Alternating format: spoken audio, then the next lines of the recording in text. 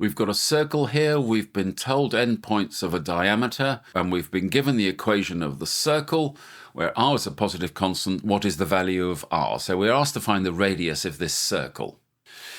Well, if you look at the 2 points here, they have the same x value. So the diameter to which they refer must be here.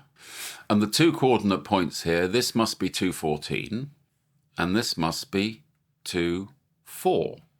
So if that's the centre of the circle, we've got a rise from 4 to 14. These must both be 5. So the radius is going to be 5. And that's your answer.